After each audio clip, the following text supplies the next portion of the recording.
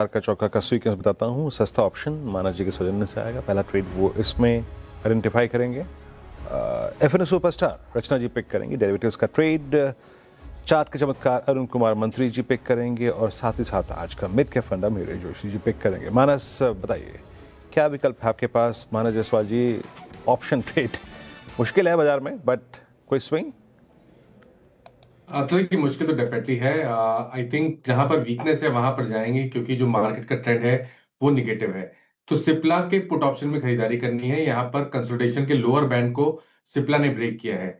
सिप्ला का 1480 का put option 17 रुपए पे ट्रेड हो रहा है। इसमें 11 रुपए के स्टॉप लॉस से खरीदारी करनी है और 30 रुपए 30 रुपीज के टारगेट सेट करने हैं। ओके, चलिए हो गई मानस जी की ट्रेड। अब चलते हैं रचना जी के पास। रचना जी बताइए आपका एफएनओ सुपरस्टार ट्रेड।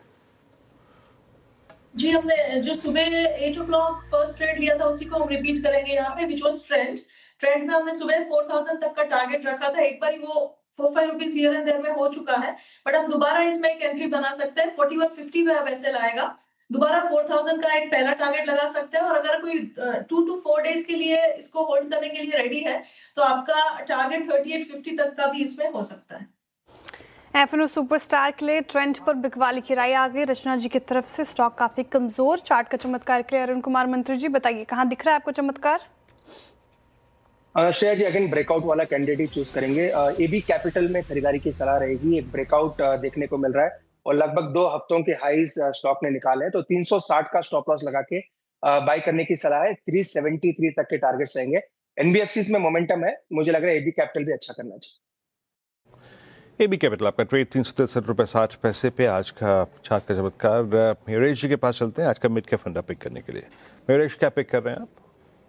तो विदु जी, हमारी नजर या हमारे वॉच लिस्ट पे अपोलो टायर्स है। हमें लगता है जो सीवी साइकिल है, एमएच सीवी साइकिल और एनसीवी साइकिल दोनों डोमेस्टिक फ्रंट पे I think are turning for the better.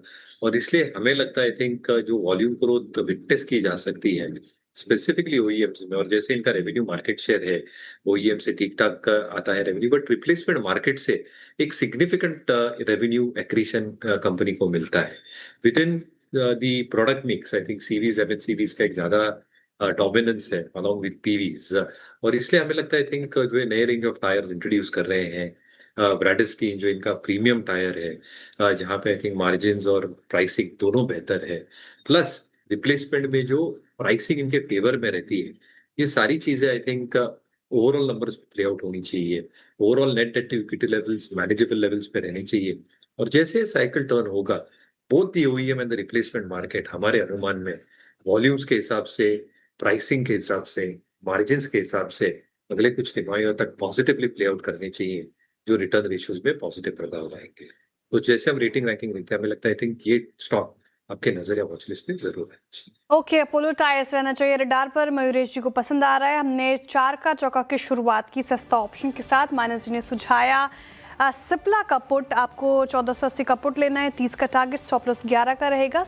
फिर रचना जी की तरफ से ट्रेंड पर कॉल आई। बिकवाली की राय इनकी तरफ से 3850 तक के नीचे के टारगेट, 4150 का स्टॉप लॉस। अरुण कुमार मंत्री जी ने वकालत की है आदित्य बिरला कैपिटल की। 373 के टारगेट देख रहे वो 360 का आपको स्टॉप लॉस लगाना है। साथ ही मयूरेश जी ने अभी अपोलो टायर्स चुना है। यहाँ पर खरीदारी की राय लंबी अवधि में नजर अच्छा लग रहा है उनको ये पर्टिकुलर काउंटर। तो फिलहाल ये हो गया 4 का चौके का सीक्वेंस। साथ ही